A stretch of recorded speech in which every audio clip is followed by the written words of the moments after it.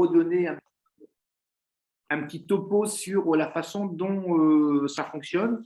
Et puis, bien évidemment, vous intervenez à tout moment pour des questions concernant les sujets concernés. Et puis, ce que je vous propose, c'est avant de finir, qu'on ait peut-être un petit temps libre d'échange, si vous avez des sujets que vous souhaitez aborder en complément. Je vous rappelle que c'est un temps d'échange qui n'aborde pas toutes les questions sur les organisations. Pourquoi? Parce que le 19 novembre, on a un séminaire qu'on met en place. On n'a pas encore le lieu parce qu'on a du mal à trouver un lieu, mais si vous avez, vous, par exemple, un lieu, on est preneur. L'objectif, c'est un espace pour une centaine de personnes avec 3 salles pour avoir 3 groupes de travail, un autour des organisations, un pour les jeunes et un autour des projets avec les présidents. Donc là, je lance un appel. Si vous avez la possibilité de nous fournir un espace, n'hésitez pas à nous contacter. Moi, Tristan, Yannick, Estelle, à la Ligue, voilà, selon. Et donc, dans ce deuxième temps, le 19 novembre, on aura un temps beaucoup plus long d'1h30 à peu près pour échanger sur les organisations et d'autres éléments qui sont importants pour nous tous. Avant de démarrer, ce que je vous propose également, c'est de vérifier que chacun a son micro éteint, parce qu'il y a des bruits parasites qui ne sont pas forcément agréables pour tout le monde. Voilà, super, merci beaucoup. Et puis, bien évidemment, à chaque fois que vous voulez prendre la parole, vous levez la main et bien évidemment, on vous la donnera avec grand plaisir. Voilà. Est-ce que d'ores et déjà, avant qu'on démarre, vous avez des sujets que vous aimeriez mettre à l'ordre du jour en complément? Bon, peut-être dans les questions-réponses au pire à la fin. Ok, parfait. Eh ben, je vous propose qu'on démarre. On va essayer d'être timé parce qu'on a tous des journées et des soirées longues. Donc, ce qu'on vous propose, c'est qu'au grand plus tard, on essaye de finir pour 20h30. Si on peut finir avant, bien évidemment, on ne va pas maintenir la réunion pour la maintenir. Peut-être commencer par le listing des courses. Yannick, si tu veux bien nous rappeler rapidement quelles sont les courses sur lesquelles aujourd'hui on a une visibilité. Alors, si tu parles, on va changer parce qu'il y a Antoine qui a un timing. Donc, l'idée, c'était qu'Antoine intervienne au départ parce qu'après, il doit aller sur des… Et puis, on mettra le listing un peu après parce que pour rappeler tout le process, mais pas de souci. Antoine, tu veux que je mette ta slide? Si tu mets ton son, Antoine, c'est bien. Antoine, avec le son, c'est bien. Tu nous entends? Bonjour à tous. Excusez-moi pour ce petit loupé. Voilà, donc dans le cadre des organisations de courses sous l'égide de la Fédération française de triathlon, donc il y a différentes manipulations administratives à réaliser, notamment sous l'espace tri, et Yannick pourra revenir dessus, parce que outre l'aspect administratif, ça permet de coordonner de manière plus simple le calendrier fédéral. Donc moi, je ne vais pas m'atteler à la partie sportive et cohérence sportive, mais davantage à la partie purement administrative, et notamment le fait que sur vos courses, vous pouvez avoir des triathlètes non licenciés. Donc ces triathlètes non licenciés, quand on est sur une épreuve fédérale, doivent absolument prendre un pass compétition. Ce pass compétition, il a, et on reviendra dessus dans la slide suivante, ces pass compétition ont des tarifs différents, suivant notamment la longueur de la course. Pour autant, ce sont des titres qu'il faut paramétrer sur son site d'inscription. Alors parfois, c'est très simple parce qu'on peut être aidé par un prestataire technique. Parfois, c'est plus compliqué. Alors, pour être assez didactique, on a 4 situations. Les 2 premières qu'on va éviter, alors je vais résumer très rapidement. La première, c'est l'historique passe-papier. L'historique passe-papier, passe-compétition papier. C'est vraiment un schéma qu'on souhaite ne plus utiliser. Pourquoi? Parce que le passe-papier était compliqué, à la fois pour les organisateurs, après en délai de traitement pour la Ligue. Rendez-vous compte, il y a encore 7-8 ans, Yannick pourra en témoigner, vous deviez recevoir des paquets de passes papier à compter. Voilà, donc c'était pas forcément évident, et puis on On est quand même en 2022, donc on va tendre vers quelque chose de dématérialisé. Situation 2, une situation que je déconseille très fortement, c'est-à-dire un prestataire technique qui va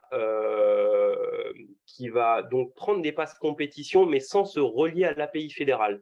Donc, à aucun moment, ce passe compétition n'a de valeur, puisqu'en fait, certes, il fait payer le consommateur ou le triathlète qui vient prendre une inscription, mais derrière cet achat, il n'y a pas de réalité, il n'y a pas de passe compétition, il n'y a pas de numéro chrono.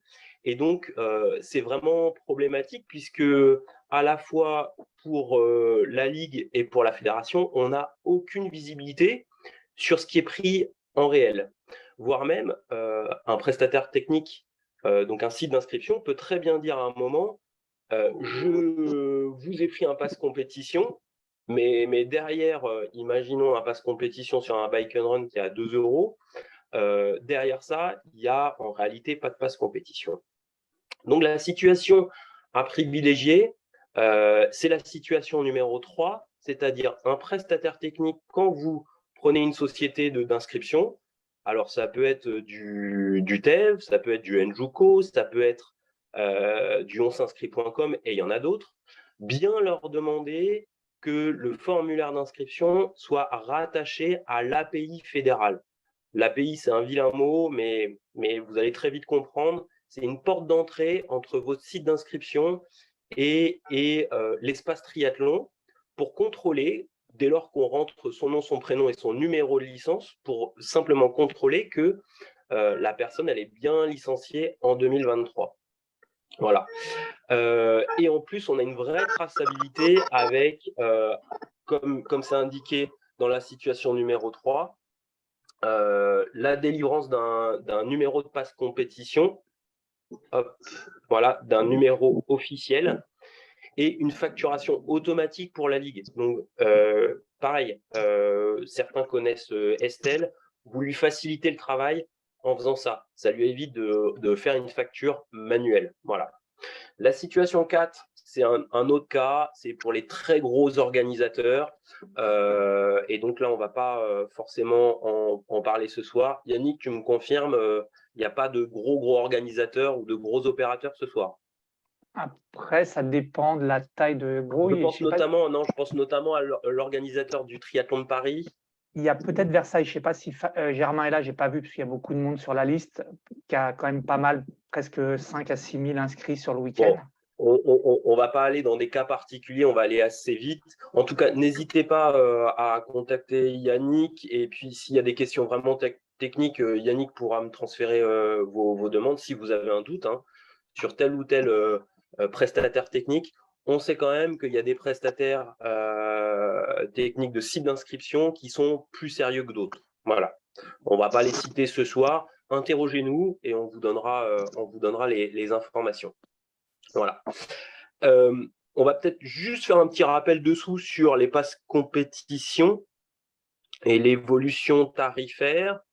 Donc, si vous êtes amené à paramétrer vous-même votre formulaire d'inscription, ce qui peut arriver, notamment sur TEV ou Enjuko, vous avez vu qu'il y a quelques évolutions qui sont à la marge. Donc, on va dire que tout reste identique entre 2022 et 2023, sauf les raids, swimrun, aquathlon, cross triathlon, cross duathlon, qui sont, on va dire, d'une distance minimum à M, donc qui passent de 2 € à 8 €. Et la même chose sur les bike and run et autres épreuves, voilà, qui passent de 2 €, donc c'est la dernière ligne, de 2 € à 8 €. Faites bien attention à ça. Si vous avez un doute, pareil, Yannick a les coups, Estelle a les coups, Tristan les a également. Voilà, donc faut juste être attentif quand vous faites votre paramétrage en termes de dématérialisation et d'initialisation de votre formulaire. Alors, est-il possible de mettre en mode full screen? Voilà. Alors, du coup, je vois, voilà, ok. Voilà, c'est à peu près tout. Je ne vais pas rester trop longtemps là-dessus parce que c'est assez administratif et puis chacun a des cas particuliers. Hein, vous rentrez tous dans des petites cases, donc on ne va pas parler des cas particuliers de chacun ce soir.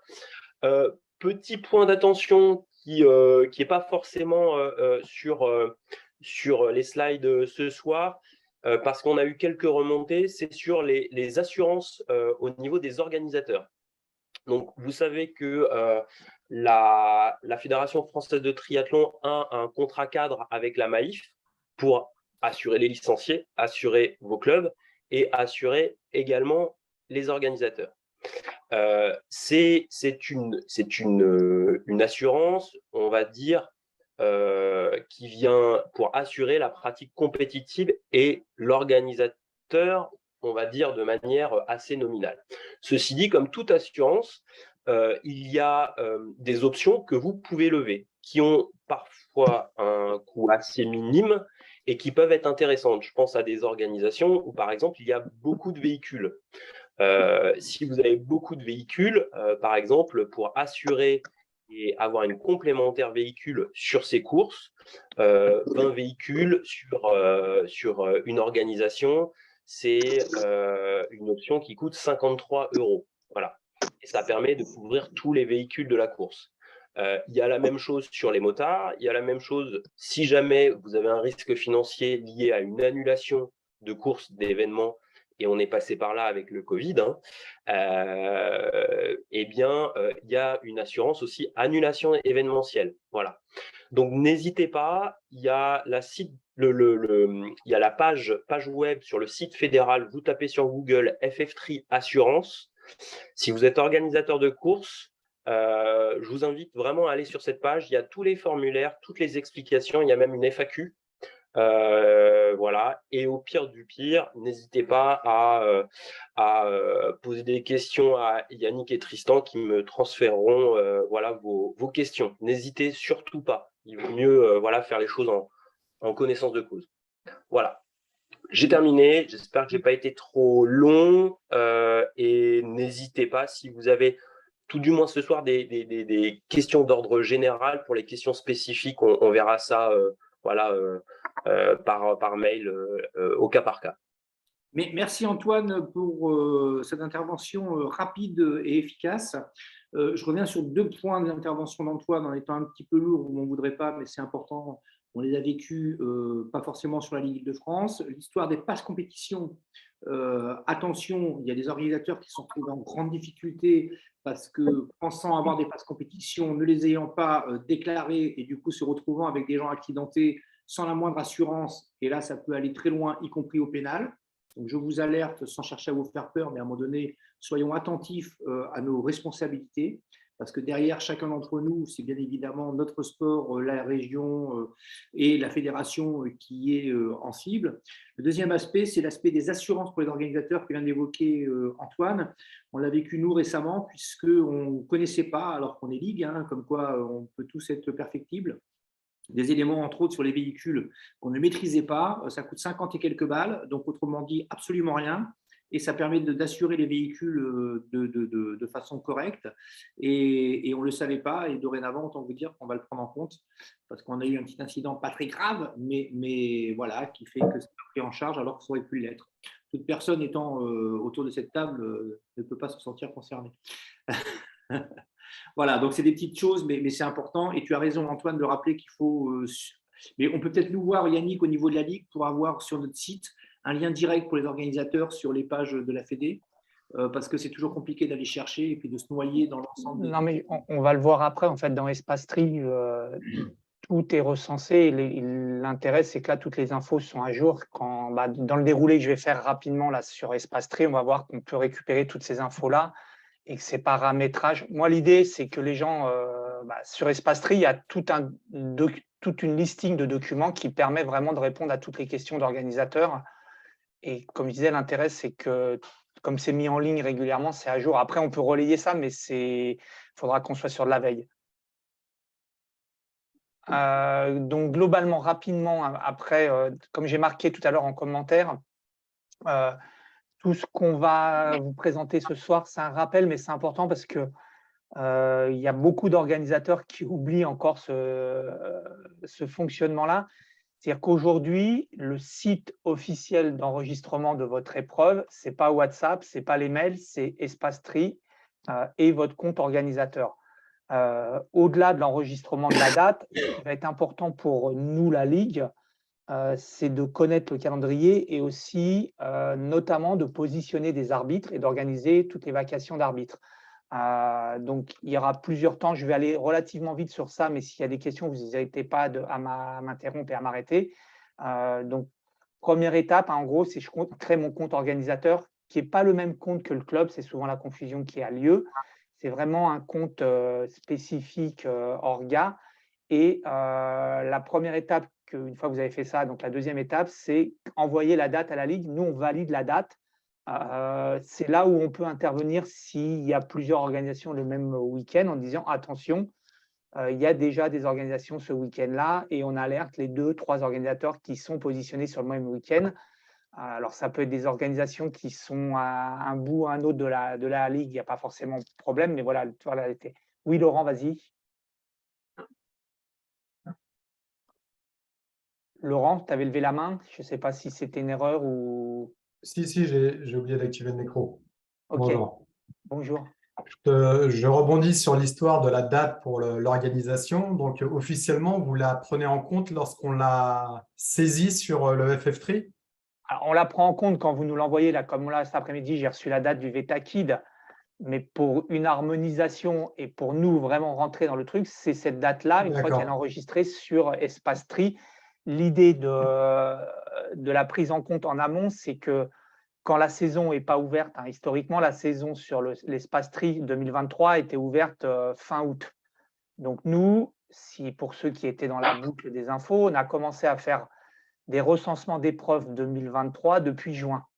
Parce qu'il y a des épreuves très tôt en 2023, donc en janvier, il faut les recenser relativement tôt. Mais la démarche, voilà, on est en 2 temps, mais vraiment l'étape importante pour nous, c'est la mise en place de cette épreuve et de ces dates sur Espace Espacetree. Donc, on va passer relativement vite sur les créations, c'est se connecter et tout ça, parce que ça, normalement, je pense que tout le monde maîtrise. Donc, s'il y a des questions, vous n'hésitez pas, mais l'idée, c'est de rebalayer ça. Donc, l'orga, comme je disais, c'est différent du compte club. Obligatoirement, votre compte organisateur s'appelle orga plus 5 chiffres. Comme tous les comptes avec des mots de passe, ne sollicitez pas la Ligue en disant « j'ai perdu mon mot de passe organisateur ». Nous n'avons pas accès au mot de passe organisateur. On peut se connecter sur votre compte via notre compte admin de la Ligue, mais on n'a pas accès à votre mot de passe. Donc, la seule solution, si vous perdez votre mot de passe, c'est de cliquer sur la case mot de passe oublié et d'avoir un nouveau mot de passe qui arrive. On peut vous redonner le code orga si vous l'avez perdu, parce que ça, on le retrouve nous, mais le mot de passe, nous n'avons accès à aucun mot de passe. Et heureusement, autrement, ça serait quand même gênant de pouvoir se connecter à la place des gens. Le site Espacetree pour les organisateurs, toutes les données, alors ce n'est pas forcément toujours intuitif parce que des fois les cases ne sont pas forcément claires, mais il ne faut pas hésiter à balader la souris, comme là je le fais moi, mais je les ai grisées. Et quand la chose que vous pouvez valider apparaît en bleu, donc il y a l'accueil, et ça vous permet après de renseigner toutes les données. Pareil, ça c'est hyper important. Il y a des données liées à ce qu'on appelait le calendrier, qui donc maintenant est un calendrier Internet, mais plus un calendrier papier. Mais il y a des données liées à l'organisation et le contact de l'organisation. C'est des mails où il y a marqué « vous pouvez cliquer, ne n'est pas diffusé ». Donc, le mail de l'organisateur, pour nous, Ligue, il est important parce que c'est cette personne-là qu'on va contacter s'il y a des soucis ou il y a des choses à régler. Donc, il peut y avoir un mail contact@idf triathlon qui va être le mail qu'on va fournir pour les inscriptions ou tout un tas de trucs. Et après, il y aura un autre mail thierrysamut@idftriathlon.com qui n'existe pas, ce mail-là, enregistrez-le pas, qui permet, nous, de contacter en direct l'organisateur pour poser des questions ou que l'arbitre principal prenne contact avec l'organisateur. Donc, soyez vigilants quand vous renseignez les mails. Il y a des mails qui vont être publics et il y a des mails qui resteront de façon confidentielle dans la base et simplement la Ligue pourra consulter. Ensuite, une fois que vous avez validé votre épreuve, nous, la Ligue, on vous renvoie la date comme quoi elle est bonne et c'est là où vous avez le plus de travail à faire. En gros, c'est donc cliquer sur « Ajouter une manifestation » et c'est ce qu'évoquait Antoine tout à l'heure. Là, il va falloir être très vigilant dans les infos que vous donnez parce qu'une fois que toutes ces infos-là sont rentrées et validées, Il y en a qui l'ont vécu. La seule solution, si on veut modifier des choses, c'est de tout annuler, de tout recommencer. Donc, prenez votre temps, n'hésitez pas à nous appeler s'il y a besoin pour que vous puissiez bien renseigner ces différentes étapes. Donc, c'est le nombre de courses, parce que quand on parle d'une manifestation, c'est une journée. C'est-à-dire que je prends l'exemple toujours, on va prendre la note de Bois-le-Roi, c'est une manifestation avec 6 courses à Bois-le-Roi. Donc, ça veut dire que dans tous ces paramétrages-là, il va falloir être vigilant pour ne pas créer plusieurs manifestations, pour ne pas générer plusieurs fatigues, parce que le système étant automatique, si vous créez je regarderai les discussions après, parce que comme je vois que ça arrive, on fera un check après, un point sur les discussions. Mais donc, du coup, sur les manifestations, soyez précis dans ces enregistrements-là, notamment en ce qui concerne les distances et les catégories d'âge qui peuvent accéder à vos épreuves. Les distances, si vous avez un doute sur l'espace tri et sur l'espace de la ligue, il y a ce qu'on appelle une moulinette qui vous permet de rentrer les distances de course si vous avez un doute. Alors, il y a des distances très classiques, mais des fois, les organisateurs vont réduire un peu la natation ou vont rallonger un peu le vélo ou vont modifier un peu les distances. Et sur les bike and run, c'est un peu plus complexe. Vous rentrez les distances ou le temps estimé pour le bike and run et ça vous donne la catégorie de votre épreuve. Donc S, M, XS, toutes les catégories maintenant qui existent, ce qui va vous permettre de renseigner précisément cet onglet manifestation. Donc là, on rentre dans la création de la manifestation. C'est là où vous avez tous les champs à rentrer, donc les différentes personnes contacts. Je passe vite parce que normalement, ça va, mais c'est l'histoire de rappeler les démarches à faire. Donc, il y a des onglets. Normalement, quand vous cliquez sur vous oubliez un renseignement, vous ne pouvez pas enregistrer et passer à l'épreuve suivante. Si vous avez plusieurs épreuves le même jour, c'est là où il faut en fait rajouter une épreuve. Il y a un petit plus ici, vous cliquez dessus et ça vous permet d'enregistrer autant d'épreuves. Pour les épreuves jeunes, il faut enregistrer toutes les catégories d'épreuves, toutes les distances jeunes. Il faut couvrir l'ensemble des labels. Alors, vous ne retrouverez pas poussin, pupille et des choses comme ça, c'est plutôt par catégorie d'âge, mais ne mettez pas qu'une seule épreuve, ça voudrait dire autrement que toutes vos courses n'existent pas. Et tous les jeunes ne peuvent pas courir sur vos épreuves. Alors, je sais, ça peut être fastidieux, mais ça fait partie des obligations et des contraintes qu'il y a, quoi. Donc, après, on continue. Donc, une fois que tout ça est bien envoyé, validé et renseigné, vous envoyez à la Ligue. Nous, on valide le dossier technique. Dessus, vous devez enregistrer, vous devez télécharger, si possible, le dossier technique. Je vous rappelle que nous, on contrôle, la Ligue donne un agrément pour l'épreuve. À minima, il faut qu'on ait des infos sur l'épreuve. Le déroulement, les heures de course, les dispositifs de sécurité.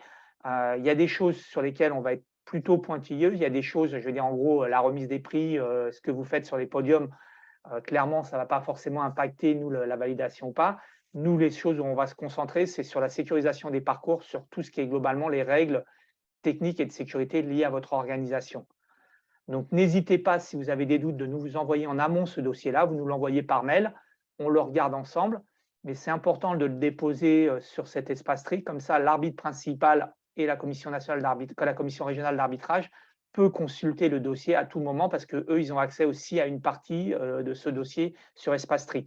C'est vraiment un espace partagé, ce n'est pas de l'intranet, mais pas loin, entre les différentes commissions qui peuvent travailler dessus. Et donc, ça permet d'avoir un espace de stockage commun et d'intervenir là-dessus. Les arbitres peuvent vous questionner. Vous pouvez aussi mettre des commentaires et questionner éventuellement les arbitres. Donc, n'hésitez pas à bien renseigner cette partie-là. Et la dernière chose après qui restera à faire, une fois que toutes ces choses-là sont à faire, c'est aussi de payer le montant.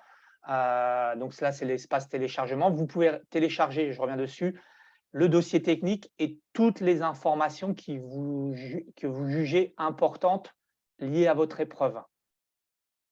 Donc là, c'est important à minima le dossier technique. Pareil, sur le site de la Ligue, il existe un dossier technique type qui s'appuie sur tout ce qui est lié aux autorisations préfectorales. On a essayé de recenser les différentes autorisations des différents départements de la Ligue. En gros, si vous suivez ce dossier type technique, vous n'oubliez rien. Ça ne veut pas dire qu'il faut cocher toutes les cases, parce qu'il y a des trucs, des fois, c'est beaucoup plus complexe, notamment pour les crosses, duathlon et triathlon, il y a besoin de moins d'infos. Mais c'est important d'avoir un peu ce timing en tête, notamment pour les gens qui organisent pour une première fois. Vous prenez ce dossier technique et vous le suivez. N'hésitez pas, encore une fois, à interpeller la Ligue, soit les arbitres, soit, on va dire, entre guillemets, les techniciens, Tristan ou moi, par rapport à ça. Mais on est là vraiment pour vous accompagner et pour que ça se passe bien et que l'épreuve se déroule dans les meilleures conditions et qu'au niveau technique et administratif, vous soyez dans les clous au cas où, malheureusement, il y aura un souci. On a eu malheureusement des exemples de soucis sur des organisations où le dossier technique a été demandé, où les règles mises en place ont été scrutées pour savoir si ça correspondait bien aux règles émises par la fédération. Donc c'est pour ça que là, nous, on engage la responsabilité de la Ligue quand on délivre une licence manifestation. Donc on a besoin de ces infos-là pour pouvoir délivrer des autorisations. Et vous vous engagez à partir du moment où le dossier technique est validé et déposé sur le truc. Si vous modifiez le dossier technique, globalement, la licence manifestation n'est plus valable. C'est-à-dire que si nous, on découvre qu'entre le dossier technique déposé et la validation qu'on a faite et que l'épreuve n'est pas dans les mêmes dispositions, s'il n'y a pas de pépin, je veux dire, en guillemets, simplement, la Ligue dira attention, c'est pas cool, là, et on pourra vous alerter et vous faire une petite remontrance. Mais s'il y avait un souci, vous pouvez vous retrouver en difficulté du fait que vous n'avez pas respecté le dossier technique que vous avez déposé et les demandes que vous avez faites. Donc, soyez très vigilants par rapport à ça. Encore une fois, moi, je préfère que vous nous posiez plein de questions, que vous nous interpelliez, qu'on regarde le dossier technique ensemble, plutôt que vous fassiez ça rapidement et que ça soit déposé et que derrière, on se retrouve dans des cas difficiles. Et le dernier qui aura son mot à dire par rapport à ça, c'est l'arbitre principal qui consulte le dossier technique et peut revenir vers vous pour vous poser des questions et vous demander des explications par rapport à cet aspect-là. Une fois que vous avez fait tout ça, vous envoyez en validation. Nous, on a une alerte sur le site internet comme quoi le dossier de triathlon est prêt à être validé. La dernière chose, c'est ce que je disais avant de revenir un peu en arrière, c'est que nous, si c'est dans l'urgence, vous nous envoyez un mail en disant voilà, est-ce que moi j'ai besoin de valider rapidement le dossier parce que la préfecture me demande l'attestation de validation du dossier. C'est ce qui arrive des fois sur certaines préfectures. Les 8 départements fonctionnent différemment. Donc, je ne vais pas donner une règle pour la Ligue. Aujourd'hui, on a 8 départements sur la Ligue Île-de-France. Les 8 préfectures fonctionnent différemment. Donc, si vous avez besoin en urgence d'une attestation, que tout est dans les clous, vous nous envoyez un mail ou vous nous appelez, on vous fait une attestation, même si on n'a encore pas reçu le paiement, on fait confiance, il n'y a pas de souci par rapport à ça. Et après, pour finaliser, vous faites le paiement, les droits, tout est calculé automatiquement, vous avez un bordereau, ce qu'on appelle. Juste une remarque par rapport au paiement, si vous faites un virement, mettez le nom du club ou au moins le bordereau à quel ça référence. On a des virements où il y a marqué association sportive.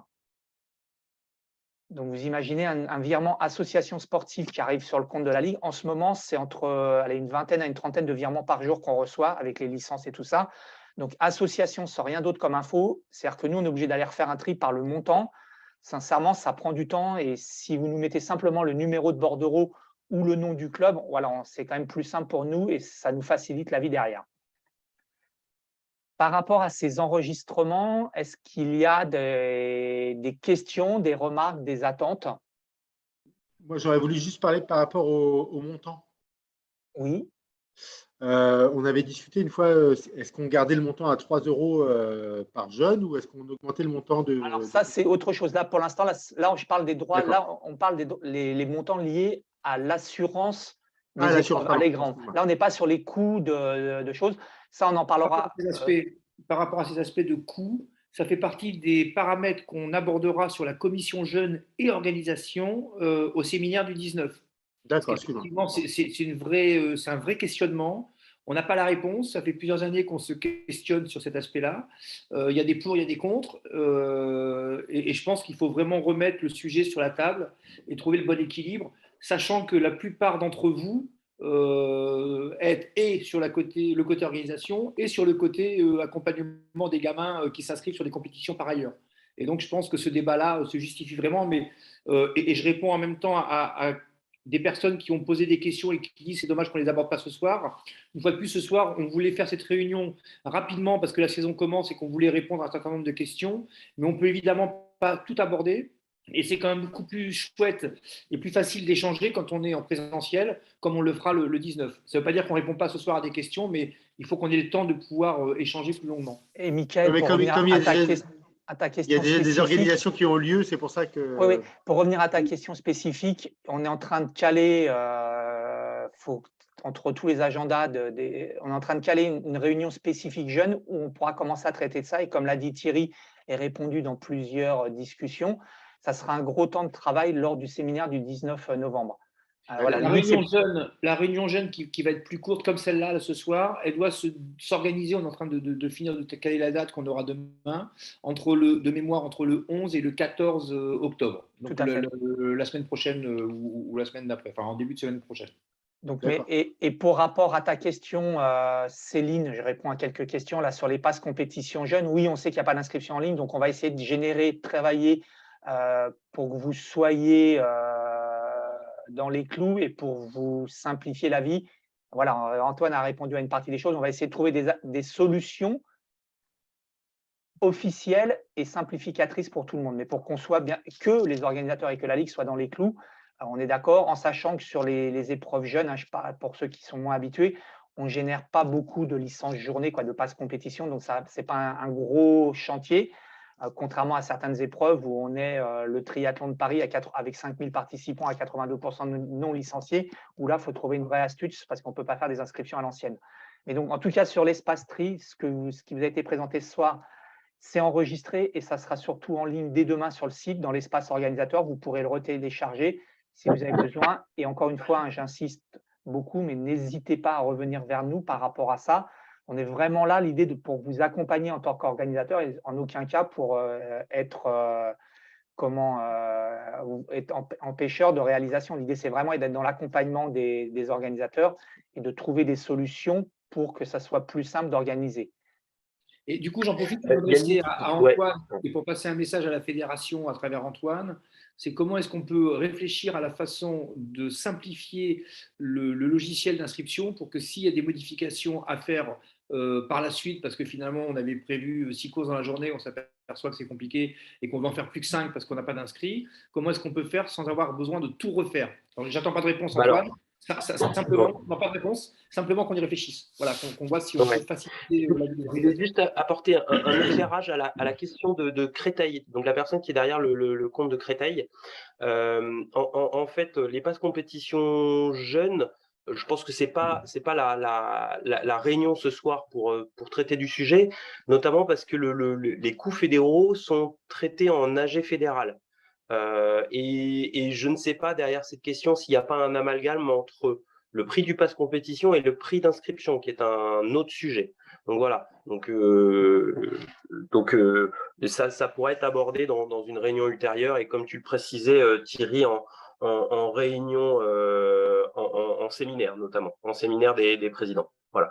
Mais ouais, donc juste pour enregistrer les pages jeunes et tout ça, on va voir par rapport à la réponse d'Antoine et par rapport au dispositif, comme j'ai dit, à trouver une solution pour que ça soit simple, notamment pour les organisateurs. L'idée, c'est vraiment toute la démarche et la réunion de ce soir aussi, c'est après, on vous laissera plus la parole, c'est d'entendre vos besoins en tant qu'organisateur, je parle bien en tant qu'organisateur, et de trouver des solutions. On ne va pas répondre ce soir à tout et on n'a pas une épée, une baguette magique pour répondre à tout, mais c'est vraiment essayer d'être dans la construction pour trouver des solutions ou amener des réponses.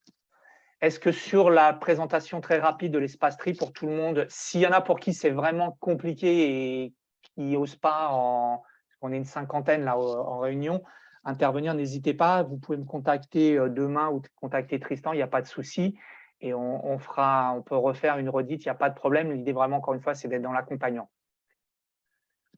Donc, on l'a évoqué, on a aujourd'hui, pour construire, nous, on a des challenges. Alors, le plus célèbre, c'est le challenge jeune. L'idée aujourd'hui, c'est d'essayer d'anticiper les challenges. Pour beaucoup, vous êtes organisateurs aussi, mais participants alors, au challenge jeune et ou au challenge adulte. Mais l'idée, c'est qu'aujourd'hui, pour construire les challenges, il faut qu'on ait des dates. C'est pour ça que j'évoquais tout à l'heure, depuis le mois de juin, moi, je suis à la pêche aux dates. Notamment pour le challenge jeune. Vous savez que le challenge jeune, lui, n'est pas calé sur la saison sportive, mais qu'il est calé sur la saison scolaire. C'était une demande des clubs par rapport à l'organisation de la vie des clubs jeunes. Donc, c'est compliqué de commencer un challenge quand on a très peu d'informations. Aujourd'hui, si je fais un partage d'écran sur la saison 2023, pour votre info, en noir, pour ceux qui voient le tableau, alors ce n'est pas de le lire en détail, hein, mais en noir, c'est les clubs qui ont bien confirmé sur Espace FF3 leur épreuve. En vert, quand tout est en vert, c'est que l'épreuve est dans les clous, tout est validé, tout est OK. Et quand c'est en rouge, c'est des infos qu'on a eues par mail au mieux ou par radio Triparc, parce qu'on essaye aussi de comprendre des dates pour quand on construit le calendrier.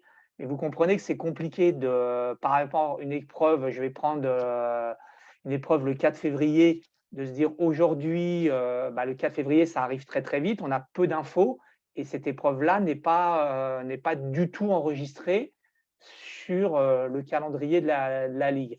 Alors avant, ce qui vous mettait un peu la pression, c'était qu'il y avait une publication papier, donc tout le monde s'affairait pour mettre les infos sur le site de l'Espace Tri. Aujourd'hui, il n'y a plus de calendrier papier, mais ce qui est important, c'est que nous, derrière, on génère un calendrier en ligne, qu'on génère les challenges. Là, l'idée, c'est qu'on souhaiterait pour mi-novembre, donc pour le séminaire, sortir les challenges Île-de-France, triathlon, duathlon et communiquer autour de ça. Si on n'a pas des épreuves, c'est compliqué de construire un championnat ou un challenge sans toutes nos épreuves. Donc, soyez à minima, mettez les épreuves sur Espace Tri. Simplement, la première étape, ça ne vous engage en rien. La Ligue Île-de-France a fait le choix de ne pas prendre, parce qu'on peut, quand vous mettez simplement le calendrier, demander déjà entre guillemets, un pourcentage d'agrément. Aujourd'hui, nous, le choix, c'est quand vous rentrez le calendrier, il n'y a aucun frais généré sur Espace Tri. Donc, prenez pas de risque. Moi, je préfère que vous rentriez très, très vite les infos en disant finalement, on avait validé le calendrier, mais derrière, on va peut-être modifier la date parce qu'on est tous conscients qu'aujourd'hui, c'est compliqué de caler des dates très tôt en amont. Encore une fois, ça nous permet d'organiser un minima le calendrier de la vie de la Ligue, des rotations de matériel aussi, parce que derrière ce calendrier, ça veut dire qu'à un moment, s'il y a plein d'épreuves qui veulent prendre le parc à vélo, faut qu'on trouve des solutions. S'il y a plein d'épreuves le jour même, faut qu'on trouve des solutions pour les arbitres principaux, pour tous les arbitres assesseurs, parce qu'on va avoir besoin beaucoup d'arbitres. Donc, nous, ça nous permet quand même d'anticiper à minima les choses et d'avancer sur les différentes organisations. Je regarde les discussions en même temps, donc ça ne bouge pas trop pour l'instant. Nous, sur le cross-tri d'Épinay, on attendait donc la date du sélectif aquathlon. Donc, comme c'est le 18, nous, ce sera le 12 juin. Ok. Je fais ça la semaine prochaine. Voilà. Oui. Ensuite, par rapport, donc les épreuves, ça, c'est les épreuves classiques. Est-ce qu'il y a d'autres épreuves que certains d'entre vous ont en tête, même si ce n'est pas encore complètement calé, mais que vous aimeriez évoquer? Laurence? Oui, il est possible qu'on ait un aquathlon le 4 ou le 11, mais on n'a pas la date encore. Un aquathlon à Corbeil. 4 ou 11 de quel mois, Laurence? Février. D'accord. Mais on attend les autorisations, soit sur l'un, soit sur l'autre. Aquathlon gamin ou tout? Ouais, il y aura tout. D'accord. Ok. Aïe. Oui. Brice Moignard, Triaventure Fontainebleau. On va transformer notre swimrun en triathlon. Certainement le 18 juin. Ouais, ça, tu m'avais donné l'info. Je t'avais donné l'info, mais je n'ai pas encore inscrit. Pas encore, je suis en train là. Non, mais par rapport à la remarque de Laurent, c'est pour ça que j'ai un calendrier entre guillemets en 2 temps. Parce qu'entre les infos qu'on reçoit, soit quand on se croise, ou soit quand vous envoyez des mails. Mais voilà, donc. Lucas, vas-y. Oui, nous, le duathlon de Soisy, ce sera le 12 mars. On a eu la réponse la semaine dernière. Et comme on a organisé le X-Triathlon à Cergy le week-end dernier, on n'a pas encore eu le temps de faire les démarches. Oui, non, mais on est conscient que ce n'est pas simple. On vous met la pression parce qu'on veut essayer de faire avancer les choses, mais je sais que ce n'est pas simple. Stéphane? Oui, on a pour projet de reconduire l'aquathlon. Par contre, on est tributaire de la semaine du sport de la mairie d'Orsay, qui n'est pas encore figée. Donc, c'est au mois de mai, c'est à peu près mi-mai. Mais voilà, dès qu'on a l'info, on vous la transmet. Stéphane, on peut déjà préétablir autour de mi-mai le type d'épreuve que tu envisages. Oui, tout à fait. Même si, une fois de plus, on vient de le dire, hein, les choses ne sont pas figées, qu'on peut décaler, mais ça permet d'avoir une visibilité, éviter à un organisateur, par exemple, de lancer une opération le même jour et que ça ne se télescope pas. Ouais, Nicolas, pardon, je cherchais les mains qui se levaient. Comme j'ai des trucs de partout qui arrivent. Mais je me doute. Ouais. Côté, merci pour la parole. Côté CNP, on va organiser donc un aquathlon jeunes et adultes fin mai. Alors, je suis en train de le créer sur le site de la FF3 en même temps qu'on échange. Et de mémoire, sauf erreur de ma part, c'est le 19, je crois. Le 19 mai. Donc voilà, en tout cas, merci pour tous ces retours. Ouais, Corinne. Oui, alors nous, logiquement, on attend des retours de la ville de Meaux. Duathlon de Meaux, logiquement, le lundi de Pâques, si on a bien la confirmation d'être toujours au musée de la Grande Guerre.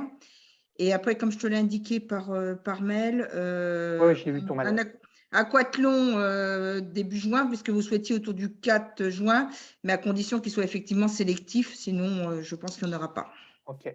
Donc, il faudra simplement me dire comment on se positionne et comment on candidate pour refaire le sélectif aquathlon. On va revenir sur les sélectifs juste après. Je ne sais pas qui est ce Galaxy A22 5G. C'est André. Ok, pardon. Non, de rien, c'est normal. Donc, pour le comité du 94, on a positionné le sélectif aquathlon jeune le 18 juin, enfin le dimanche 18 juin, mais on n'a pas encore le feu vert du département qui également organise un week-end Jeux du Val-de-Marne. Donc, on attend leur feu vert. Voilà. Donc, voilà, OK. Solène. Bonsoir. Bonsoir. Du coup, nous, pour l'aquathlon de Poissy, si on espère en tout cas l'organiser fin mai, soit le 21-22 ou le week-end du 28 mai, en espérant que le gros bassin puisse réouvrir ses portes suite à la crise énergétique. OK. Et voilà, je pose ma date. Ouais. Merci. Donc voilà, en tout cas, vous voyez, ça fait bouger les choses. Donc encore une fois, il y a cette info et après, n'hésitez pas à me l'envoyer par mail. Et de toute façon, je vous dirai après, quand vous m'envoyez le mail en régional, mettez-la vite sur Espace Tri pour qu'on puisse nous valider les choses. Au niveau des sélectifs, donc aujourd'hui, on a vu le calendrier 2023, le process d'inscription. Aujourd'hui, on a différents labels sur la Ligue. Globalement, le label jeune autour de R1, R2, R3. Les seules conditions d'accès par rapport au label jeune, c'est que le R1, c'est minimum 400 gamins au départ possible d'une course. Ça ne veut pas dire qu'il y aura 400 gamins, mais c'est que l'organisateur soit en capacité d'accueillir un minimum 400 gamins. Parce qu'aujourd'hui, on sait que quand il y a R1, il peut y avoir 400 voire plus de gamins. Donc, on ne veut pas faire une sélection à l'inscription et qu'on puisse permettre à tous les clubs, à tous les jeunes qui souhaitent courir sur du R1 de participer. Pour les labels R2, R3, quand je dis il n'y a pas d'autres conditions, à condition que bien sûr vous remplissiez le cahier des charges et que vous soyez dans les clous des règles fédérales. On ne va pas faire des choses en dehors des règles. Pour les adultes, aujourd'hui, on labellise tous les organisateurs qui le souhaitent au niveau du challenge. Le pourquoi de ce choix pour l'instant, ça fera partie des choses qui peuvent être rediscutées, c'est que ça vous permet aussi, vous, de vous valoriser auprès des collectivités, soit mairie ou agglo, ou soit du département, pour des fois récupérer des aides en disant on est championnat ou challenge régional Île-de-France, ça permet de valoriser votre épreuve. Et de mettre un peu d'enjeu, c'est-à-dire que nous, derrière, on génère un classement qu'on met en ligne et il y a des gens qui jouent le challenge et qui, donc, du fait, vont participer à différentes épreuves de la Ligue pour jouer ce challenge. Ça, c'est, on va dire, les choses les plus simples. Au niveau des sélectifs, il y a des sélectifs jeunes et adultes. Oui, effectivement, c'est 500 sur le doc, David. Sur les sélectifs, il y a deux catégories. Donc, il y a les adultes avec deux types de courses, D3 en triathlon et en duathlon. En triathlon et en duathlon, en fait, l'idée, c'est on est les sélectifs régionales pour accéder aux demi-finales de la D3. Ça fait partie des questions aussi qu'on nous pose. Comment accéder à la DE, à la D1? En gros, il faut passer sélection régionale D3, sélection, et c'est la même chose pour le duathlon, Si vous êtes, par rapport au nombre de clubs, l'année dernière, c'était dans les 14 premiers clubs de la Ligue au sélectif, vous accédez aux demi-finales des 3 de tri ou de duathlon. Et si vous êtes dans les X premiers de cette demi-finale, en règle générale, c'est 7 ou 8, vous accédez à la finale nationale. Et si vous êtes dans les 3 premiers de cette finale nationale de la D3, vous accédez à la D2 l'année d'après. Donc, il y a tout un process. Comment pareil, les labels, vous nous sollicitez pour des labels au vu du dossier que vous nous donnez ou qu'on connaît l'organisateur ou qu'on vous questionne par rapport à ça, et on attribue ou pas le label en fonction des possibilités des organisateurs d'avoir ce sélectif, en sachant qu'à l'idéal, c'est que les sélectifs chez les adultes et chez les jeunes se rapprochent le plus possible de la course pour laquelle on attribue un label sélectif. Pour être plus clair, ou le dire autrement, par exemple sur le sélectif Coupe de France de triathlon, on souhaite à l'idéal que ça soit une course système Coupe de France de triathlon. Donc, c'est des départs en équipe de 5 maximum, 3 minimum, 5 maximum, sur un format S de triathlon, et on souhaite que le sélectif se déroule là-dessus. On est conscient qu'on ne peut pas avoir tous les ans ce type de course. La Ligue, encore une fois, souhaite qu'il y ait ces choses-là. S'il y a des épreuves et des organisateurs qui souhaitent aller sur ce genre de format, on est là pour vous accompagner, vous aider et construire avec vous ce projet-là.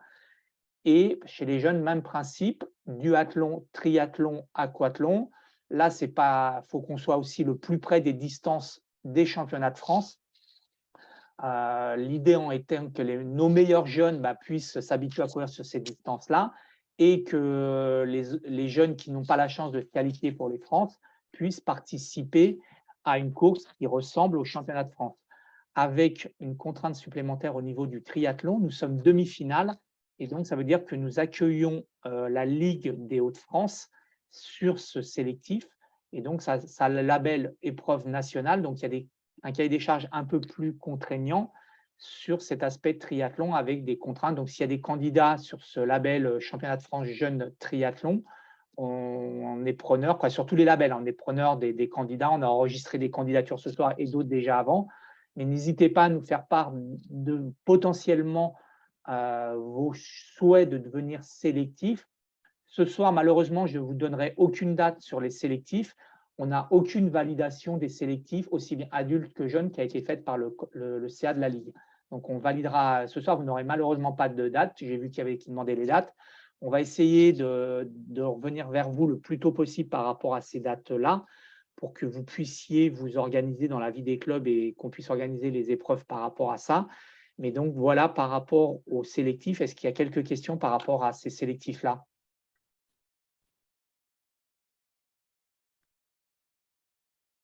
Paul. Oui, bonsoir. Je représente Versailles. Germain s'excuse de ne pas être là. N'hésitez pas, excuse-moi Paul de te couper, n'hésitez pas pour vos intitulés à nous mettre les références club, parce que tout le monde ne connaît pas tout le monde et ça permet de savoir qui s'exprime. Pardon Paul. Ok, donc du club de triathlon de Versailles. Donc nous, oui, j'ai pas parlé tout à l'heure pour les dates. Nous, ce serait pour le 27 et 28 mai. On attend les autorisations du château, et aussi pour les sélectifs. On était sélectif D3 l'année dernière, donc on peut être aussi cette année si possible. Oui, j'avais eu le mail de Germain, qui fait partie des mails que j'avais reçus. Donc voilà, c'est important, nous, qu'on ait, plutôt on a ça, plutôt le conseil d'administration de la Ligue peut valider les sélectifs, et plutôt derrière, on peut communiquer sur ces sélectifs. Tout ce qui est label et tout ce qui est sélectif, nous sommes relativement, j'allais dire cool, c'est peut-être un peu trivial comme terme, mais attendez d'avoir l'accord de la Ligue pour dire que vous êtes sélectif ou label R1, R2, R3. C'est-à-dire, des fois, on voit passer des plaquettes qu'on n'a jamais vues, nous, au niveau de la Ligue, et qui se baladent sur WhatsApp, qui se baladent sur Internet. Je vous rappelle que, pareil, ces plaquettes-là, nous, on souhaiterait un minimum un contrôle de la Ligue pour qu'il n'y ait pas de communication problématique par rapport à ça. Donc, soyez vigilants. Voilà, on ne met pas des process très lourds, mais voilà, on essaye de fonctionner en bonne intelligence par rapport à tous, afin d'avoir une synergie intéressante et un fonctionnement le plus cohérent possible. Est-ce que Bernard est là? Il me semble que je l'ai vu. Bernard? Alors, si tu veux parler de Bernard Geffroy, oui. Oui, Bernard Geffroy, oui. Je crois que tu es le seul dans la… Donc, c'est Bernard Geffroy. Voilà, c'était par rapport… Donc, dans le document, j'ai oublié dans le slide une présentation, en fait, je vais la rajouter en direct. En fait, l'idée de l'intervention de Bernard, c'est, on l'avait évoqué à plusieurs reprises, c'est simplement, mais là ce soir, c'est simplement pour les grands, on ne va pas rentrer dans les détails, hein, c'est simplement On ne l'aborde pas ce soir dans le détail. Voilà. Rapidement, Bernard, si tu veux. Alors, excuse-moi, parce que là, j'arrive de la piscine, j'ai pris la réunion en route. Tu peux parler de… La Super League. Ok, ça marche. Donc, nous, on avait un petit peu l'idée avec le comité de l'Essonne de relancer le projet qui devait voir le jour en 2020. Bon, c'était un petit peu coupé, arrêté net à cause de la crise. Et nous, on souhaitait reprendre ça avec le comité en proposant un aquathlon en février. Laurence l'a un petit peu évoqué tout à l'heure, en bassin de 50 mètres. Ensuite, un duathlon qui devait auparavant se dérouler en mars, mais ce ne sera pas possible en mars. Un duathlon sur route qui va se dérouler malheureusement à l'automne, mais bon, on est un peu décalé, mais faut qu'on mette un pied sur l'espace qui nous accueille, ce serait la base militaire de Montlhéry. Et un triathlon, pour l'instant, on n'a trouvé qu'un triathlon en VTT, on n'a pas encore trouvé de triathlon en vélo de route, qui se déroulerait à Draveil au mois de mai. Donc l'idée, voilà, c'est de réserver ces 3 épreuves à les jeunes de la Ligue. Excusez-moi, mais c'était à l'ordre du jour de créer de la Super League C'était à l'ordre du jour en 2019. Depuis, c'est en sommeil. Ouais. Et nous, on fait de relancer ça. Et voilà, après, le curseur, ce serait les points aux classeries. Donc, un certain nombre de points pour pouvoir s'engager sur ces épreuves. Donc, là, on est un petit peu parti sur enfin, là, c'est vraiment… on est un petit peu dans le vague, on n'a pas forcément approfondi sur le niveau des points. Voilà, ce serait cadet junior aux alentours de… Oui. Ouais, c'était juste pour présenter le truc. On rentrera plus dans les détails sur les trucs jeunes parce que après, c'est plus spécifique sur les jeunes. Mais pour dire, voilà, on relance ce dispositif Super League. Pourquoi je souhaitais que Bernard en parle ce soir, c'est parce que là, le 2023, on commence à caler les choses, mais ça va être de le pérenniser, de le développer. Donc, s'il y a des futurs candidats potentiels à des choses comme ça, voilà, c'est pour ça que ce soir, on en parlera. Mais on rentrera sur le détail de l'organisation et tout ça lors de la réunion jeune pour expliquer un peu plus en détail qui peut y accéder, comment ça se passe et tout ça. Ce soir, c'était vraiment de dire, voilà, on relance ça parce que ça avait été souhaité par beaucoup de clubs jeunes notamment et par beaucoup de clubs jeunes, pardon. Et donc, l'idée, voilà, c'était d'en profiter. Ça m'a fait penser quand Laurence a donné la date de l'aquathlon pour dire, voilà, il y a le process qui est en route. Soyez dans la boucle par rapport à ça. Moi, j'ai plus que 2 choses à… Excuse-moi, j'aurais bien voulu… Ouais, excuse-moi, j'aurais bien voulu commenter ça. En fait, je ne comprends pas, quoi. Vous êtes déjà en train d'avoir déjà planifié des dates, je ne sais où, et vous dites qu'il y a des clubs qui ont commandé, mais moi, enfin, qui ont soutenu ça. Mais moi, par exemple, là, on fait le triathlon ce week-end. J'ai presque aucun junior. Enfin, le challenge du coup n'arrive pas à avoir de plus-value. Et puis on va faire une Super League en plus, et du coup les challenges vont être encore plus dépecés des meilleurs jeunes, quoi. Enfin, je ne comprends pas la logique. Alors, clairement, ce n'est pas l'objet de ce soir de discuter de ça, quoi. Après, on peut en parler, il n'y a pas de souci. Hein. Mais oui, mais je ne suis pas d'accord pour que le sujet avance et que ce ne soit pas débattu de réaliser ce genre de championnat, quoi. Comme l'a dit Bernard, et je confirme, on l'a débattu au moins déjà 3 ou 4 fois lors des séminaires jeunes. Et ça a été validé, la mise en place de ça, par un conseil d'administration, je n'ai pas la date en tête de la Ligue, en disant qu'on avançait dans ce process-là et qu'on mettait en place ces choses-là. L'idée étant globalement pour tout le monde, c'est que nos meilleurs jeunes aujourd'hui, le challenge ne correspond plus forcément aux attentes de tous meilleurs de jeunes, et donc de trouver des solutions pour continuer à performer avec nos meilleurs jeunes et que nos meilleurs jeunes soient performants au niveau national et international. Bah, Voilà je le comprends concept. pas alors, hein. Moi, je vous le dis, là, je comprends pas. J'ai quoi? J'ai 2 juniors d'inscrits là pour ce week-end. Bah, ça correspond complètement à ce que je te dis, c'est-à-dire qu'aujourd'hui, Mais ça va être les mêmes. En fait, je comprends pas. Ça va être les mêmes sur une autre épreuve, sauf qu'ils seront entre eux. L'idée, c'est que justement aujourd'hui, le challenge attire plus les jeunes, les grands jeunes et les meilleurs jeunes. Donc du coup, il faut qu'on trouve des solutions. Et l'idée, Mais c'est quoi la différence entre le format Super League et le format du challenge? S'il y a juste ça à ajuster pour qu'ils s'inscrivent, on l'ajuste, hein. Enfin, tu vois le truc. Je ne comprends pas d'aller faire encore une épreuve en plus et puis de tout séparer.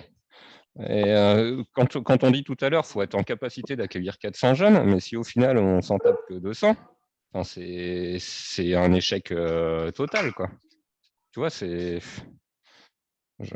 moi je crains, franchement, je crains cette histoire de Super League, hein, je vous le dis, hein. Ça a été discuté avant le Covid, en fait. C'est vrai que ça commence à dater. Et en fait, c'était pour un petit peu relever le niveau des épreuves régionales, quoi. Et encore une fois, mais j'ai que 2 inscrits, que tous les bons s'inscrivent et il y aura du niveau. Donc, que tous les bons s'inscrivent, il n'y a pas de souci. Il y aura du niveau. Donc, en tout cas, on en reparlera plus longuement lors de la réunion jeune. Ce n'est pas l'ordre du jour, donc je vous propose qu'on n'aille pas beaucoup plus loin ce soir, même si Pascal, on entend parfaitement ce que tu dis. Et ça veut dire qu'à minima, il y a une information à redonner, un échange à réavoir. On aura un début d'information sur le challenge, sur la réunion jeune. On réabordera en front ces questions-là. Dans le cadre, enfin on va le mettre à l'ordre du jour. Voilà, dans ce cadre-là, ce sera parfait. Mais voilà, ce que je crains, c'est qu'on avance vite, puis qu'après on soit devant le fait accompli. Et non, pour l'instant, on est dans le fait accompli de rien du tout. On a un comité départemental, des organisateurs qui veulent se mobiliser. Ils ont un projet. Et nous, on est toujours preneurs de tous les projets qui peuvent exister parce que c'est ce qui nous fait grandir et avancer.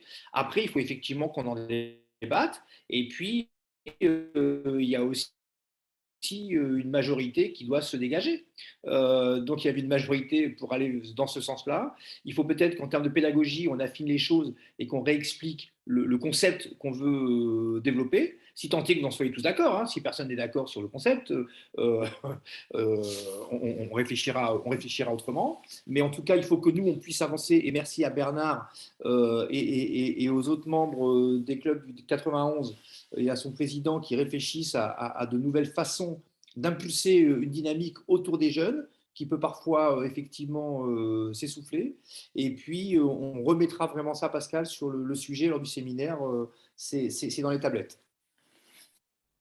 Parfait. Deux dernières choses. On t'entend plus, Thierry. Yannick. Comment? Oui, moi je voulais juste te dire une chose aussi que je souhaite qu'on. Moi, je voulais également dire une chose globale. On ne répond pas là aujourd'hui, mais on a bien vu par exemple au niveau des sélectifs, on a 2 demandes pour accéder aux sélectifs. J'aimerais qu'on ait aussi une réflexion pour valider ensemble ou pas d'ailleurs, mais qu'on ait ce débat là au séminaire sur le fait que moi, ce qui me paraîtrait intéressant, c'est qu'on s'engage quand une organisation fonctionne bien et qu'elle veut être sélectif, qu'on puisse s'engager à minima sur 2 ans avec cette organisation, de façon à ce que l'organisateur puisse, s'il veut passer sélectif et s'il veut mettre des moyens un peu complémentaires, qu'il soit assuré que pendant 2 ans, il peut porter l'organisation. S'il le souhaite, s'il dit « moi je veux le faire que pour un one-shot », il peut le faire pour un one-shot. Mais du coup, on pourrait envisager, mais là encore, c'est une réflexion que je lance pour que vous puissiez travailler sur, qu'on puisse tous travailler sur la question, mais de se dire un tel obtient le sélectif. Pour tous les clubs, c'est facile parce qu'on sait que pendant 2 ans, ça va se dérouler là. Et il sait qu'au bout de 2 ans, quoi qu'il arrive, sauf s'il n'y a pas d'autres demandes, il n'aura pas le sélectif. Et que l'organisation qui l'a demandé l'aura à nouveau pour 2 ans. Et au bout de 2 ans, on passe le relais s'il n'y a pas d'autres demandes. Vous voyez ? Et je pense que ça peut être, mais une fois de plus, c'est une réflexion qu'on a à quelques-uns, mais qu'il faut que vous validiez ou pas. Je pense à certains d'entre vous, si vous dites non, non, mais nous, on ne veut pas s'engager sur 2 ans et c'est que sur 1 an, et on veut que tous les ans, le challenge soit discuté pour savoir qui a le sélectif, on avancera comme ça. Hein. Vous voyez? Donc, pas de réponse aujourd'hui, mais voilà, ayez-le en tête pour le débat du 19. Donc, moi, j'ai vu que Sophie nous avait rejoint après sa réunion entre arbitres. Sophie, est-ce que toi, tu as des petits points à rajouter, comme je vois que tu es arrivée? Bonjour à tous. Tu me prends un peu de cours parce qu'en fait, comme je ne sais pas ce que vous avez dit avant, ça va être difficile pour moi. Installe-toi tranquillement, Sophie. On va finir de dérouler tranquillement la réunion. Et puis, sur la fin, tu nous dis ce que tu voulais dire et je te dirai, on a évoqué ou vas-y. D'accord. On a parlé de l'espace tri globalement et de la nécessité de s'inscrire pour que les arbitres aient les infos. Merci, c'est ça. C'est parfait. Donc, 2 points, derniers mois à aborder. Donc, on ne va pas le faire ce soir, mais réfléchissez s'il y a des besoins spécifiques de matériel. Vous savez que la Ligue a du matériel qu'elle met à disposition des organisateurs. Pour les clubs du Val d'Oise notamment, et les organisateurs du Val d'Oise ou de ce coin-là, il y a maintenant un morceau du parc à vélo qui est stocké vers Ahanguin, je crois, précisément. Montmorency. À Montmorency, pardon. Et donc, du coup, voilà, on a déployé 1/3 du parc à vélo, donc globalement 300 places sur cette zone-là. Les 2 autres tiers, donc 2 fois 300 places, sont toujours à Bondoufle.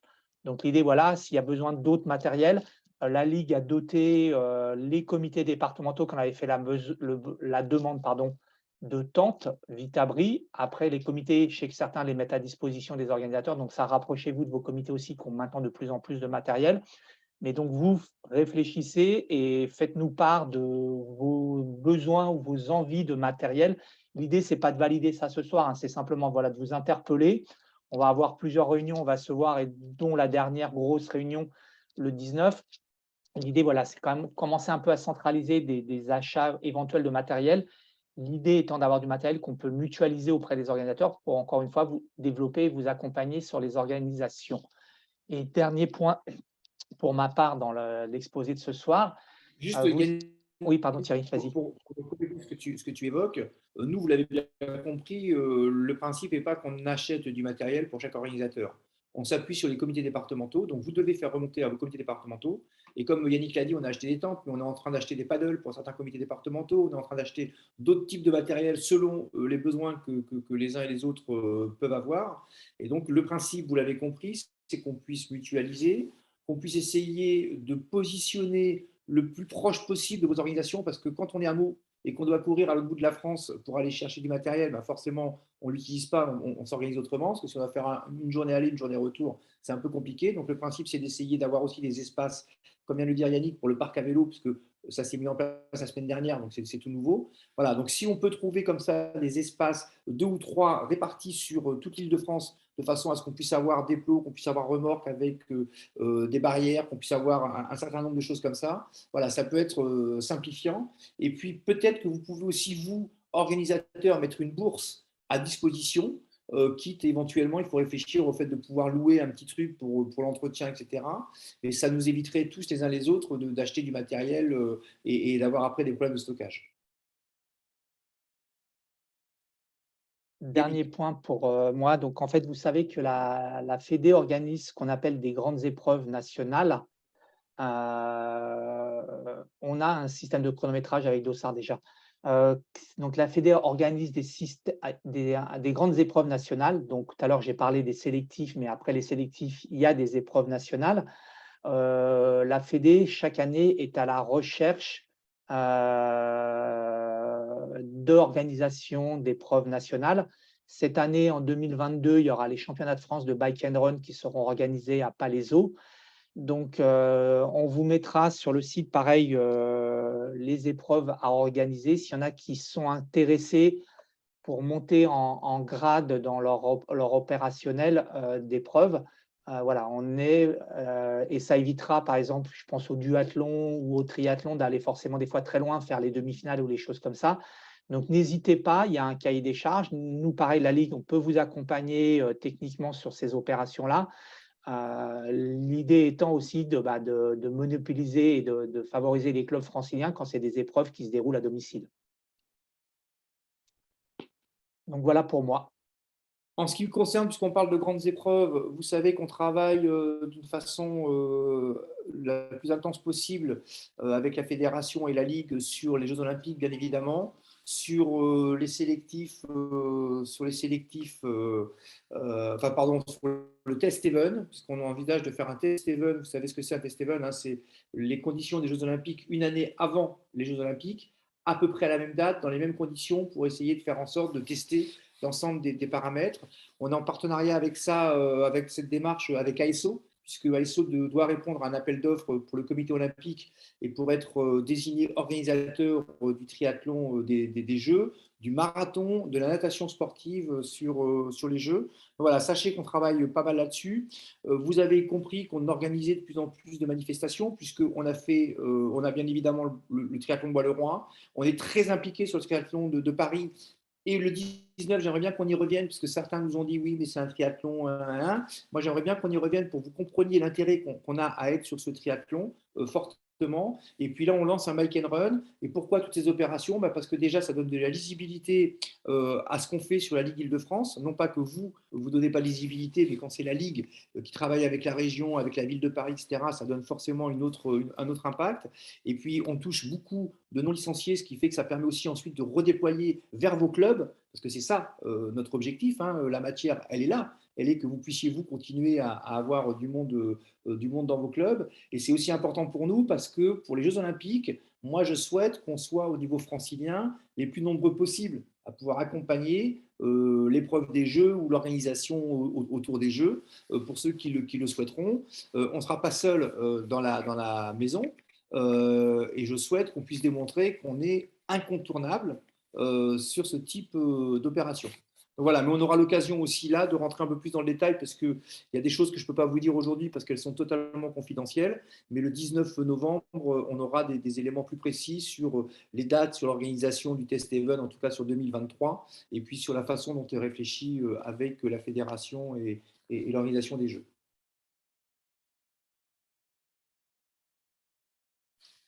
Est-ce que vous avez des questions, des interrogations,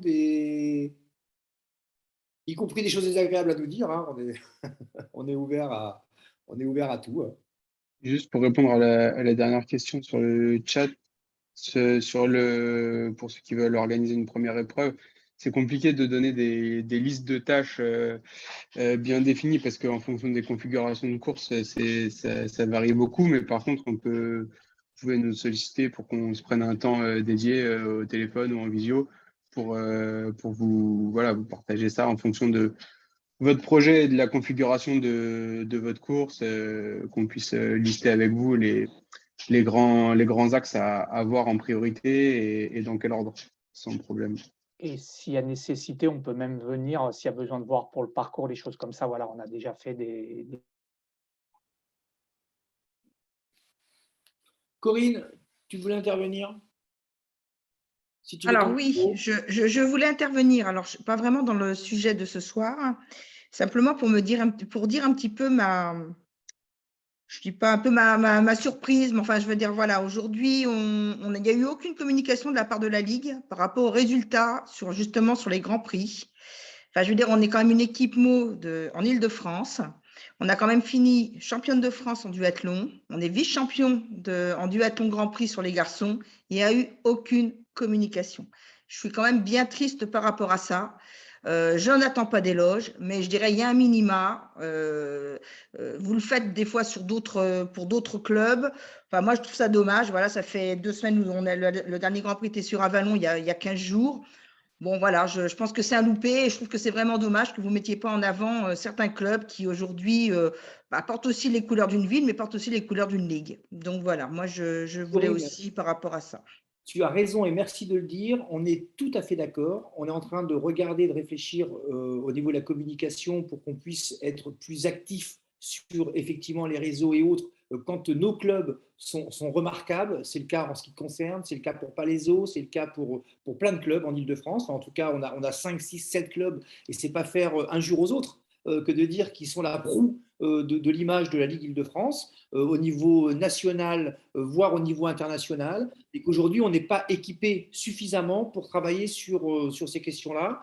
Il faut qu'on y travaille mieux. Au niveau communication, vous l'avez compris, on est en train d'essayer de se renforcer, mais on a eu un trou dans la raquette pendant 4 mois, puisqu'on avait un alternant qui nous a planté fin juin, et nos jeunes alternants sont arrivés tout début septembre, avec le Bois-le-Roi qui nous a pris un temps, vous l'imaginez, fou. Et tu as complètement raison, Corinne, on n'est pas bon. On n'est vraiment pas bon à ce niveau-là.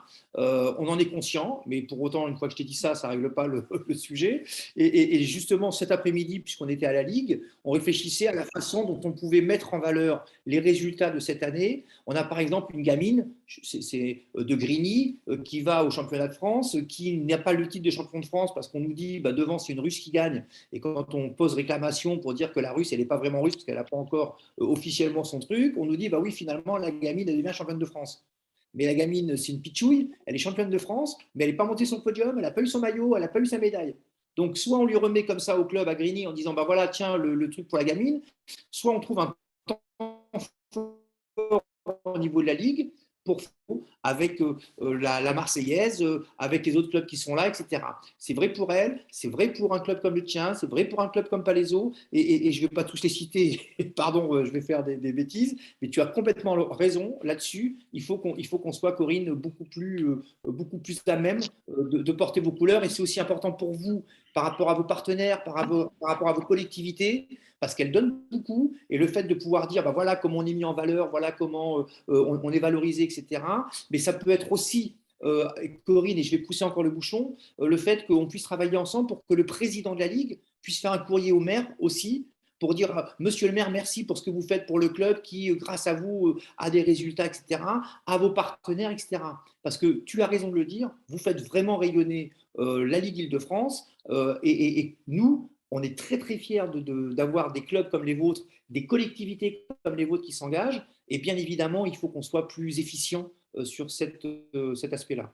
Mais là encore, au niveau de la communication, moi je suis preneur de toutes les personnes qui ont envie de nous rejoindre pour réfléchir, pour travailler, pour nous accompagner, parce que c'est un vrai métier. Aujourd'hui, on n'a pas les moyens de se payer un communicant. On a des jeunes alternants qui sont formidables, qui sont super péchous, et qu'à la Ligue, vous l'avez vu, on vient de recruter Tristan. Depuis 2 ans maintenant, il y avait un professionnel, Yannick, pour porter à peu près tout. Il y avait Estelle sur pour la partie administrative. Aujourd'hui, on mériterait, au vu de la stature qu'on a, de travailler plus sur cet aspect communication. Corinne, moi je te le dis, si tu veux venir nous rejoindre sur cet aspect-là, je suis plus preneur.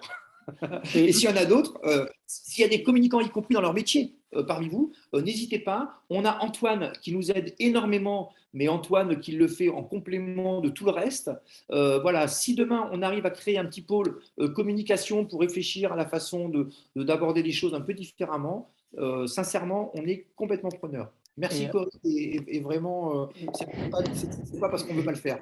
Juste en complément de ce qu'a dit Thierry, n'hésitez pas quand il y a des choses comme ça, parce que nous, on ne voit pas forcément tout, et à nous envoyer, soit si vous avez un communiqué de presse, ou au moins l'info par mail, comme ça, nous, ça nous met une alerte et ça nous sensibilise encore plus. Parce que voilà, on n'est pas forcément allé voir les résultats, malheureusement, de toutes les épreuves nationales. Donc, n'hésitez pas, dans un cas comme ça, si vous avez une photo, vous nous envoyez simplement la photo. Comme ça, nous, ça va nous faire tilt. Et Caroline, notamment, qui gère tout ce qui est aspect com au niveau de la Ligue maintenant, peut être alertée et de se dire tiens, il faut qu'on en parle parce qu'on a eu une alerte d'un club, quoi. Donc, effectivement, nous, il faut qu'on s'améliore et qu'on aille chercher des infos, mais n'hésitez pas à nous faire remonter des infos. Et comme on est sur la réunion organisateur, pareil, les résultats, c'est une priorité. Vous savez, le lundi, voire avant, mais voilà, on va dire le lundi, les gens souhaitent avoir les résultats. On a des flux de fréquentation de notre site qui sont énormes le lundi parce que les gens cherchent les résultats. Donc, n'hésitez pas à nous envoyer les résultats. Et en plus, c'est une nécessité parce que si on veut animer les challenges et tout ça derrière, nous, on calcule, il faut qu'on ait les résultats pour les points. Donc, vous nous les envoyez à l'idéal en version Excel parce que comme ça, nous, pour faire tous les calculs, c'est le top. Voilà, si vous pouvez nous les envoyer le dimanche soir ou le lundi matin, c'est parfait. Et sur tout ce qui est épreuve, on va dire, hors Île-de-France et même Île-de-France, on est preneur de photos, de reportages, parce qu'aujourd'hui, on est très pauvre en images. Et donc, si on a des photos pour alimenter des petits communiqués, ça nous permet d'envoyer ces infos-là et de les mettre sur le site ou sur les différents réseaux sociaux qui existent. Est-ce qu'il y a d'autres interventions? Il est 20h17. S'il y a d'autres interventions, sinon… Moi, j'aurais une dernière intervention. Oui, Michael. Du coup, par rapport à ce que tu as dit, là, par rapport à la jeune fille là, qui est devenue championne de France, ça veut dire que notre équipe Benjamin est championne de France aussi ou pas? Non, parce que j'ai fait aussi une réclamation en disant, dans la mesure où en individuel, il y a eu effectivement un décalage, pour autant, le calcul a été refait sur les équipes et ça n'a pas été pris en compte. Et la règle, c'est que sur les équipes, tu peux avoir Une étrangère. Des concurrents de non-nationalité française. Okay. Mais Michael, ça a été le premier réflexe. Dès que j'ai eu la bonne nouvelle, on a aussitôt checké avec la fédération et malheureusement, ce n'est pas passé. D'accord, merci. Mais Michael, ça sera l'objectif pour l'année prochaine. Bah oui, évidemment. Est-ce que certains d'entre vous veulent intervenir? Si ce n'est pas le cas, je vous relance mon message. On est en train de chercher pour le 19. Là, on est en train de chercher, Il y a Laurent de Champigny. Ah, Laurent, pardon. Ouais. J'ai vu la main se lever. Nous, on a eu un petit souci pour le Veta Kids là, du mois de septembre. Au niveau des… On avait posé la question au niveau des questionnaires médicaux lorsqu'on n'a pas de licence. Est-ce qu'on peut se permettre de prendre un questionnaire ou pas pour les jeunes? Pour les enfants, oui. Oui. Donc, on peut partir là-dessus. Oui, pour l'instant, oui. Je dis pour l'instant parce que si la règle change, qu'on ne dise pas, Yannick, lors de la réunion, a dit à l'heure d'aujourd'hui, la règle, c'est celle-là. Bon, bah, pour les prochaines changement de règle, ils ont la réponse. Sans changement de règle, pour l'instant, c'est la règle. Il y a un questionnaire ligue à respecter non, mais on va essayer de trouver un questionnaire type qu'on mettra en ligne dans le truc organisateur pour, pareil, faciliter questionnaire type. Je me le note et on va essayer de trouver ça et vous le mettre en ligne. Pour que tout le monde utilise la même. Il sera aussi sur l'espace tri, comme ça, pareil, dans la bibliothèque espace tri organisation. Bon, bah, super, merci. Il est 20h20, je vous propose qu'on clôture. Merci à tous, vous étiez à 48. Ah, je t'aurais bien posé une dernière question, Thierry. Pascal, ouais, je l'avais posé vite fait sur le WhatsApp, là, où, vous savez, c'est par rapport au sélectif, là, et est-ce que ça doit compter pour le challenge? Est-ce qu'on en reparle une autre fois ou est-ce que… À la réunion jeune. Ouais, ça roule. Ouais. À la réunion jeune, je te dis qu'il sera le 11, 12, 13 ou 14 parce qu'il y en a parmi nous qui ne sont pas dispo, moi le premier. Et donc, on est en train d'essayer de trouver le on a affiné le champ de tir, ça sera un délai très court, ça sera soit le 11 octobre ou soit le 14. Ça roule. Ça sera plutôt le 14, parce que je pense que le 11, le président ne sera pas dispo.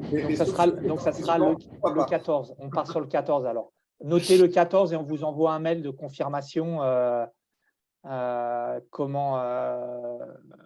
par rapport à cette date-là. Donc, notez pour ceux qui sont intéressés, le 14 à 19h, il y aura une réunion commission, on va dire jeune élargie, pour répondre à une partie des questions que vous avez soulevées ce soir et évoquer. Oui, il en faudra peut-être plusieurs. Ouais. Non, mais on avance tranquillement. Et du coup, par rapport au séminaire du 19, parce que c'est important qu'on puisse le voir en présentiel, parce que c'est plus facile de débattre sur une matinée, que comme ça, là, le soir, on est tous fatigués, on a envie aussi d'être un peu en famille. Et on aura, je le rappelle, mais je le rappellerai à chaque rencontre, pour ceux qui ne seront pas là, on aura 3 temps. Un premier temps avec dédié aux organisateurs, un temps dédié aux problématiques jeunes, un temps dédié aux présidents de club de façon à ce qu'on puisse échanger, partager, et puis ensuite une plénière pour finir la matinée, et puis un temps convivial ensuite. Donc voilà, qu'on ait le temps d'échanger, de partager tranquillement et sereinement. Merci à vous tous pour votre mobilisation et pour votre travail au quotidien. Et puis, pour certains d'entre vous, on se retrouve pour la commission jeune. Juste dernier point, ce que je vois sur le WhatsApp, n'hésitez pas, on peut rentrer des gens. Là, on m'a demandé, donc vous envoyez un SMS soit à Tristan, soit à moi, et on vous rentre sur le WhatsApp sans problème. Belle soirée à tous. Bonne soirée. Ciao, ciao. Merci beaucoup, au revoir. Merci, au revoir. Bonne soirée, au revoir. Merci à vous. Bonne soirée.